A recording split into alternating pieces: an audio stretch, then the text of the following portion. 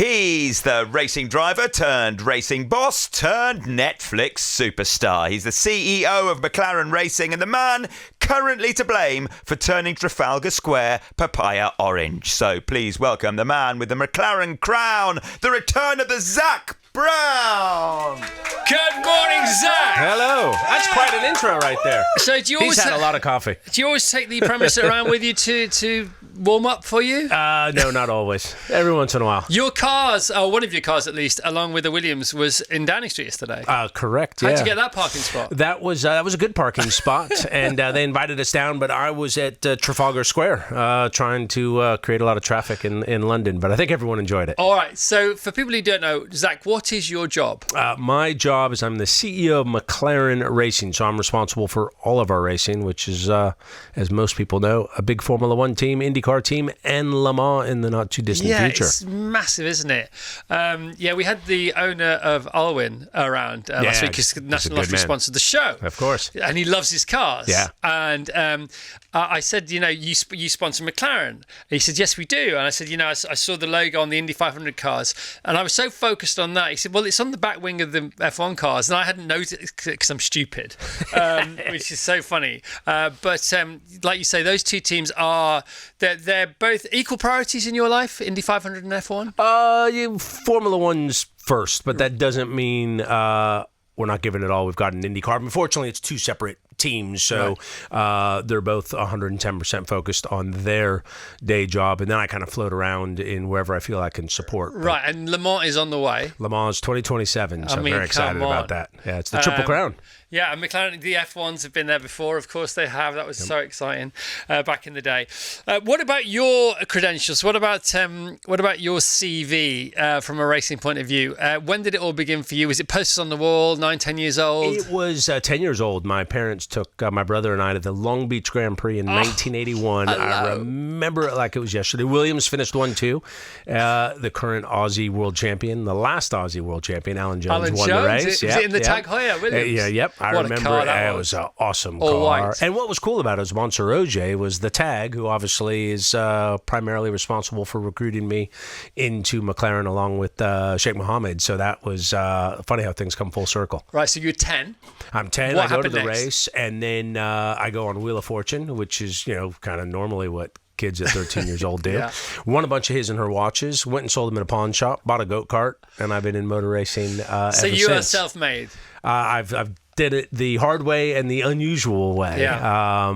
My family wasn't into motor racing. They weren't in a position to support racing activities, and so I went about it through hawking some watches I won on a game show. Right, that's very Bernie Eccleston. Yeah, it was not part of any sort of master plan at the time. It just all kind of rolled together. Then I raced professionally for 10 years. Then I had a sports marketing agency. What was your strength as a driver? I think I'm hesitating because I'm not sure it was strong enough. No, but what would it have been? It would have been, I think I was a good teammate. I was a much better endurance racer than I was a Formula car racer. You want to bring the car home, you need to be smart, you need to be pace yourself, you need to be fast, but in Formula cars, you need to be the fastest in the world, and I think I was a tenth or two short. It's funny because we were watching Le Mans a couple of weeks ago. My son, he loves everything to do with cars. He wants to be an aerodynamicist. Adrian Hughes is his hero, blah, blah, blah. And he loves Le Mans. I love Le Mans too, but he worships Le Mans. And obviously, the longer the race goes on, it's 24 hours. In a way, the less you sort of give it the respect it deserves because they're on it all the time, aren't they? It's a sprint race now. I mean, I think back in the good old days when I was growing up, reliability, be careful with the gearbox, the brakes, and now it's just a 24-hour sprint race. It's amazing. Right. So what age are we at? 25, 26? I'm turned pro in 21 and kind of did it till I was 20, 29, How old 30. Are you now? 53. How does it feel? Like 63. See, I feel the other way around. I feel younger, not older. It depends. Depends what job you've got. It's funny. It's mentally, I play a lot of sports. I'm like still 20 when it comes to the mentality side. But then my body won't follow. I play ice hockey, and it's like, I'm going to go there. And it was like, that guy beat me there. How do you do that? So it's like you're having an off day, isn't it? But it's not an off day. It's every day. Exactly. I'm the same with tennis and stuff like that. I love it. And Wimbledon this next couple of weeks, which is cool. What a great event. It's all fun. Yeah. And so when did you sort of go behind the scenes, as it were? That would have been when I stopped racing in 2000. Right. Then I built up what ended up becoming the world's largest motorsports agency, sold it to Chime Communications. So Lord Coe was my chairman, a very well-known individual around cool the world. leader. Yeah, he's awesome. What did you learn about leading from Sebastian? Because he's very, very good. He understands culture and the world about as well as anyone I've ever seen, right? He's very worldly. So especially, and I think that helped me a lot in Formula One, really understanding, how do these different regions around the world operate. It's so easy to kind of look at things through your lens and go, oh, that's how the world works. It's like, well, look through some other lenses. So he's very global. Yeah, and also what I love about you, Zak, and I really do. We've talked before on Zoom, and you were very nice to me last time we talked on Zoom. But this is the first time I've ever met you. But I really, really like the way you lead your team. I don't know you, as I say, but you never seem stressed. I'm sure you are. Or maybe just pressured. It's different, isn't it? Good pressure is good. I think I'm always stressed. That's why you don't think I'm stressed. It's like that's how I roll. Somebody who's stressed wouldn't say that because they'd be too stressed to think it. This is what I'm saying, right? Grinners are winners, winners are grinners. The more you win, the more you grin.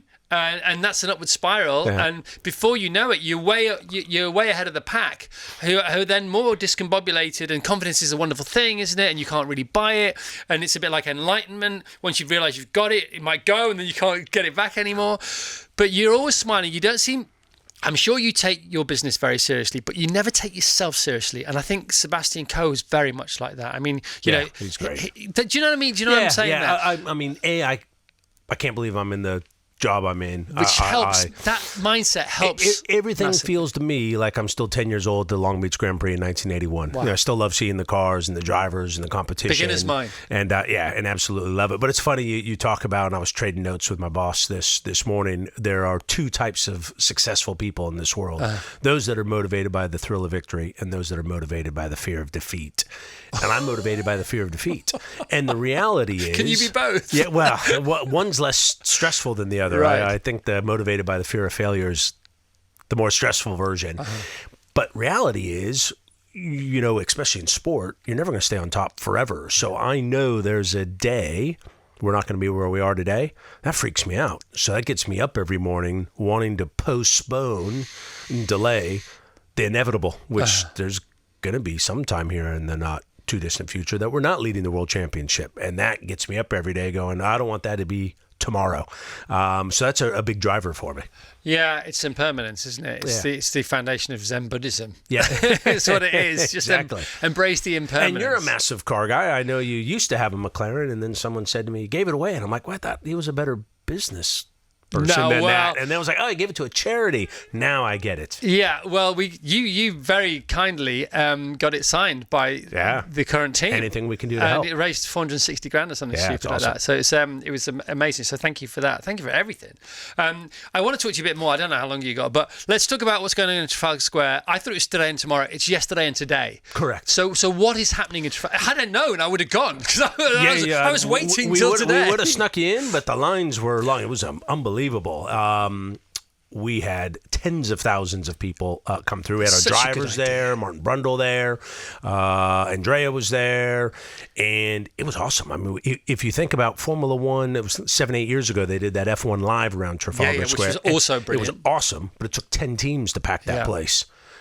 We packed the place. It was so cool. And the Papaya and Lando and Oscar, I mean, if either of our guys win this weekend, it'll be awesome. But obviously with Lando being British, I think you're going to have Nigel Lewis mania if Lando brings this home to win. So very what's exciting. Happening in the square today then? So we've got our cars on display. I'll be there. Mark Webber's coming. So Beautiful. A lot of different content, talking to the fans, engaging with the fans. We've got our cars there, merchandise, and just an immersion in McLaren because 1% of the Formula One fans go to a Grand Prix. So we want to do everything we can to bring Formula One to those fans that don't have the opportunity to come to a Grand Prix. And there's so much more to be done, isn't there? I mean, don't get me wrong. I think it's never been in a better place, Formula One. I really believe that. I think the racing of the 70s and 80s was different, and it was more exciting in a way, and it was more unpredictable, and it was more about the driving the car. But you take what you get, and I think that a lot of other things that were much worse then are better now, and I think on aggregate it's all better now. That's what I think. I'm not making an excuse for it. I hope it doesn't sound like I am, but it is all completely wonderful, and there's so much more that can be done. That's the awesome part, right? We've got fan zones all across the world, more Grand Prix than we've ever had, with demand for more, media rights through the roof, competition. 1 second covers the entire field. When I grew up, sometimes there was a second between Senna and his teammates. A day. And so the competition's amazing. Last year, 7 multiple winners, 4 different teams. I don't recall a level of competitiveness like that. And even though we've won 8 races this year, each one's been pretty much a nail biter. Look at Monaco. Yeah, we won, but there was 3 cars that were covered by 1 second. So competition's amazing. And I think what the sport's done is we're focusing on the fan now. And so they've always loved the sport, but it was always this kind of look, don't touch. Yeah. Now we're like Trafalgar Square. Come in and play. Be part of the team. Totally. That's the way to do it. Make it inclusive. It's still super exclusive, and it can be also completely inclusive. You can have the middle way, as you were. Yeah, that's what's cool. It's like, oh, what's behind there? Before you never found out. Now it's like, oh, we'll show you what's behind there. Yeah. And so it's got that just an unbelievable vibe about it. Yeah, the middle way again is Zen Buddhism. Yeah. There's this way, there's this way. Hey, there must be a middle path here. Yeah.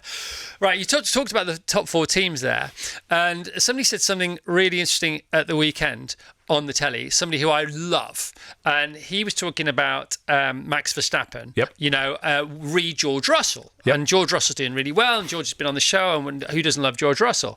He did brilliant in Canada, but he hasn't signed the contract. You know where this is going. Yep. And so he hasn't signed the contract for Mercedes yet, and he very openly said, and Toto Wolff said, and Max Verstappen hasn't said, but obviously Max might be up for grabs, and if he's up for grabs, he might come to Mercedes, and if he comes to Mercedes, do I stay as a joint number 1 driver? Am I a number 2 driver? Am I a driver at all? Do I go somewhere else?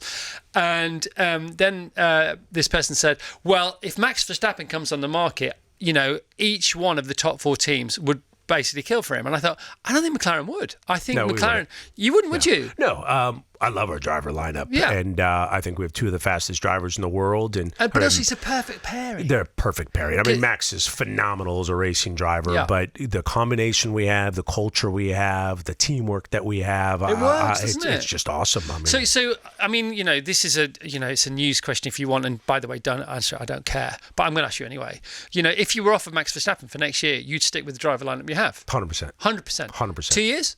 100%. 3 years? 100% my guys. Yeah. I love my guys. So I think they're brilliant. 25, 23, as fast as anyone. Great guys. Would it be fair to say they're the most sort of... you can't have 2 number 1s because it doesn't make sense as a sentence. But they are the 2 most equal drivers I personally have ever seen in a Grand Prix team. And their personalities work so well together. They really do, don't they? They're different characters. They're both awesome. And it's just, to me, and I think this is what's driven McLaren's success here recently, it's our culture. It's our people. And that starts with your drivers. And so if you can get that vibe in the garage where you've got Lando and Oscar, who are obviously fiercely competitive with each other, but are teammates and team players, I don't want to change anything. Yeah.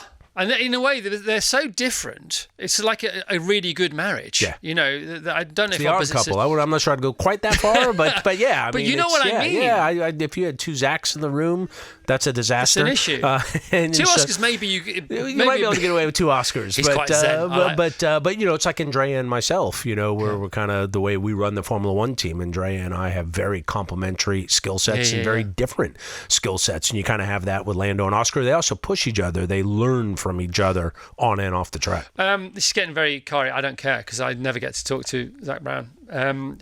I may never get to see you again. But as far as the team's concerned, what was the tipping point? Because McLaren about a minute ago weren't very good. It was 2 minutes ago. So people people and leadership and not that's not my leadership. That's the leadership of my leadership team. I have about 10 different people that report to me that are just world class leaders in the respective fields. And I think the collaboration that is required, everyone thinks of the performance of the race car, but my finance department has a tremendous to do with that. My commercial department, which is putting on Trafalgar Square, my comms department, because everything feeds into the performance. So I think I've been fortunate to hire some awesome people that know how to challenge each other, collaborate, and act as teammates. But that's like a master gardener, with respect, Zach. Yeah, and you sow the seeds and you water the seeds, but it takes a while for the forest to grow. Correct. Yours seems to have been a bit more exponential than that. Was there any eureka moment, eureka discovery? Because it seems like there must have been, because it has happened so quickly. I think it was clearly all the talent was there. We just needed to unlock it. And the difference was we changed our top 3 technical leaders, our team principal, our head of aero, and our technical director. Replace that. Same, the kind of story I use is we were the worst team at the start of 23. Say we got 1,000 people on the team. Change 3. Those same 997 have given us the car that's won the world championship. So it was leadership. It was bringing everyone together. Isn't it? Yeah, and it's been awesome. You changed the frequency. It has been awesome, and it's been a joy to behold, I've got to say. Wonderful, wonderful, wonderful. Adrian Newey, who people may or may not know, is the real Wizard of Oz. There's no question about 100%. it. And he was at Red Bull, and he's no longer at Red Bull, and Red Bull are doing what Red Bull are doing. He's gone to Aston Martin. What do you think is going to go on there? Because he is a genius. They're going to get better. I'm hoping they're definitely going to get better. I'm hoping. Could they do a McLaren on McLaren? They could. I mean, absolutely. If you look at what they've invested in their facility and their people, they just hired Leonardo da Vinci. Yeah, exactly. So all these teams make me nervous. Kind of comes back to that fear factor of oh my God. I asked Adrian's era, or if Max went to Mercedes, you go, because I think Mercedes is right there. And so Toto's solid, isn't he? And Toto knows exactly what he's doing. He didn't win 8 championships by accident. And so kind of Max and a Mercedes, that's a pretty scary proposition. It'd be a disaster for Red Bull if they lost Max. I mean, it's competition. It's all stirring up very nicely for this year and also for next year. Got to, and we've got to end in a bit. We've got to do some other bits of the show. Put some music on. Some Hall & Oates, my favorite band. Okay, we can put Hall & Oates for you. Which particular track? Ooh, a Man-Eater. I like Man-Eater. All right, okay. The Lando stand at Silverstone. Absolute genius. Yeah, it's gonna be cool. So this is a stand at Silverstone. Somebody. So I met the Silverstone guys. Yep. I met Stuart Pringle. Yep. Yeah, and I met Darren, and I met Hannah. Yep. And I met Alex, and I met Nikki, who does the live entertainment. Yep. Had a meeting with them a couple of weeks ago. It's very excited about maybe something that you could get involved in the future. Who knows? If it's meant to be, it's meant to be. And they said, "Have you heard about the Lando stand?" I went, "Yes, I know." So somebody came up with this idea. I don't know who it was. It wasn't me. I won't take credit. I take credit for most things, even when I don't have anything to do with them, but I won't on that. I think they came to McLaren and said, "Why don't we do a Lando stand?" Yeah, it's awesome. And then Lando said, "You all jumped on it." He put it on his social. The next day, 200,000 people had signed up for Prix to try and buy a seat. A minute after it went on sale, it was sold out. 30,000 people. 73% females. Yeah. The report just came out. Motorsport Network did their kind of annual report, and our fastest growing fan base is youth and women, which is awesome. Because if you look at what Formula One needed to continue to grow, it needed North America. Look where we are now in North America. More diversity in women and a younger audience. Yeah. Us guys, we're kind of getting up there. It's very exciting, isn't it? Ahead of the British Grand Prix, and as I say, I went to Silverstone a couple of weeks ago.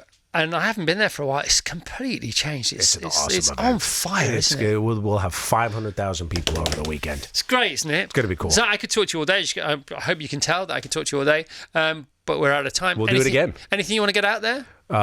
Thanks for having me on. No, you're very welcome. I'm so excited about you coming on. No, super cool. Super cool. Amazing. I love fellow car people. Yeah. Hopefully not. I mean, that was quite car-y, I suppose.